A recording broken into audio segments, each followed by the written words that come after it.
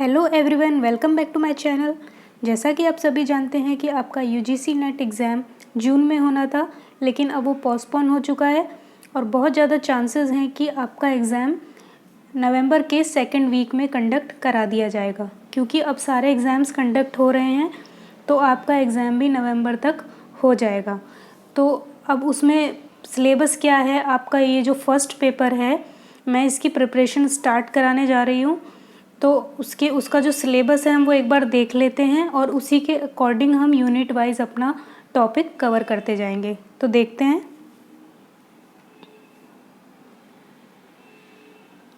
हाँ, एक बात और, ये जो आपका एग्ज़ाम होगा वैसे तो आप जानते होंगे सब, आपका जो एग्ज़ाम होगा वो ऑनलाइन मोड में होगा और जो आपके फर्स्ट पेपर में 50 क्वेश्चंस आते हैं और आपकी पर यूनिट फर्स्ट पेपर में पर 10 यूनिट्स हैं आपकी और पर यूनिट आपकी 5 क्वेश्चंस की होगी और एक क्वेश्चन आपका 2 मार्क्स का होगा। इसका मतलब आपकी पर यूनिट 10 मार्क्स की होगी। तो चलिए हम देख लेते हैं। पहला यूनिट है आपका टीचिंग एप्टीट्यूड। टीचिंग एप्टीट्यूड, इसमें से भी आपके 5 क्वेश्चन आएंगे 10 मार्क्स के। तो देखिए इसमें क्या क्या आएगा, हम इसी तरह से अपनी पढ़ाई स्टार्ट करेंगे।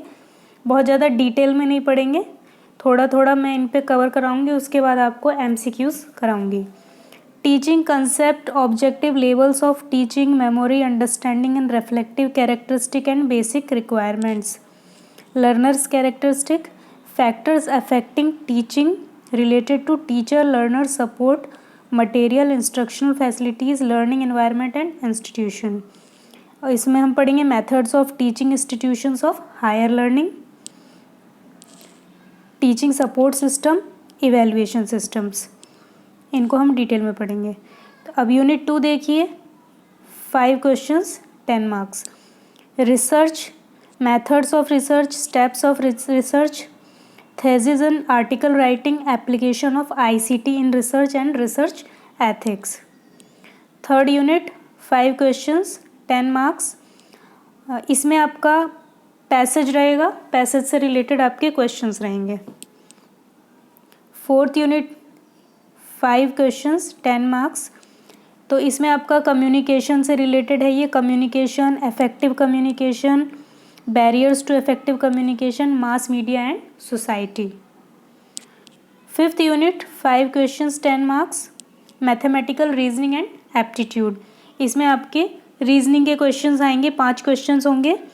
Types of reasoning, number series, letter series, mathematical aptitude, ये सब आपका रहेगा। उसके बाद यूनिट 6 में आपका लॉजिकल रीजनिंग रहेगा।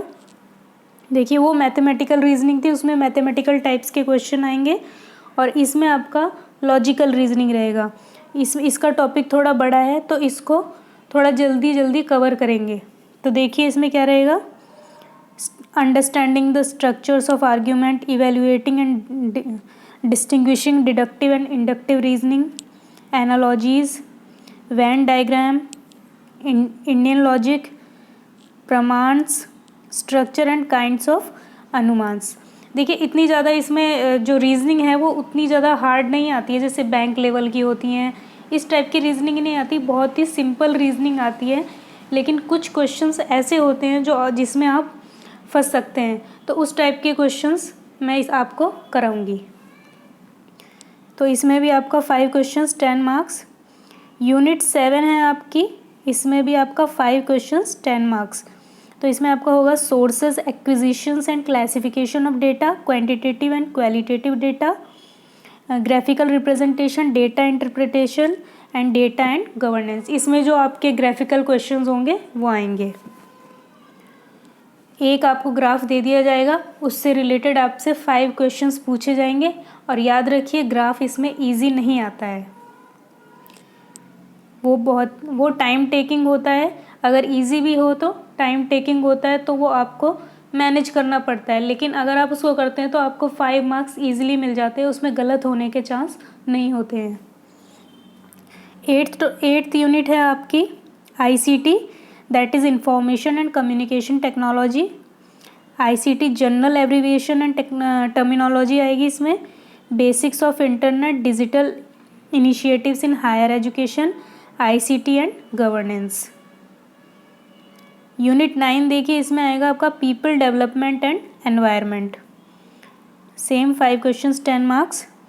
Development and environment, human and environment interactions, environmental issues, impact of pollutants on human health, natural and energy resources, natural hazards and disasters, environmental protection act 1986 और इसके अंडर काफ़ी सारी चीज़ें। तो ये भी एक बड़ा टॉपिक है आपके लिए, इसको भी हम काफ़ी ब्रीफ में पढ़ेंगे। लास्ट यूनिट देखिए आपका हायर एजुकेशन सिस्टम। तो इसमें institutions of higher learning and education in ancient India, evaluation of higher learning and oriental and conventional non-conventional learning programs in India, professional technical skill based education, value education and environmental education, policies, governance and administrations।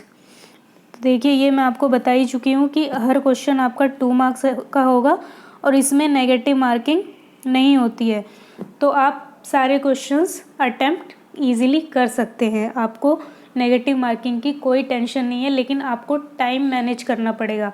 आपके 50 questions आएंगे, उसमें आपको 1 घंटे का time मिलेगा, फिर तुरंत आपका सेकंड पेपर स्टार्ट हो जाएगा। वो आपका 2 आवर्स का होगा और उसमें 100 क्वेश्चंस आएंगे। तो ये था हमारा नेट का सिलेबस। अगर आपको हिंदी में सिलेबस चाहिए तो मैं अपलोड कर दूँगी। और अब हम स्टार्ट करेंगे अपनी पढ़ाई। मैं दोनों फॉर्म में आपको पढ़ाऊँगी। इंग्लिश में मैं सारे मतलब डिटेल्स जो होगी वो सब इंग्लिश में रहेंगी, लेकिन मैं आपको समझाऊँगी हिंदी में भी। और अगर किसी को प्रॉब्लम है तो मैं उसको थोड़ा सा और अच्छे से हिंदी में एलोबरेट कर दूँगी। तो ओके, अगर आपको मेरी वीडियो पसंद आई है तो प्लीज़ मेरे चैनल को लाइक एंड सब्सक्राइब करें और शेयर करें, और आगे की अपडेट्स के लिए आप चैनल पर बने रहें। Thank you.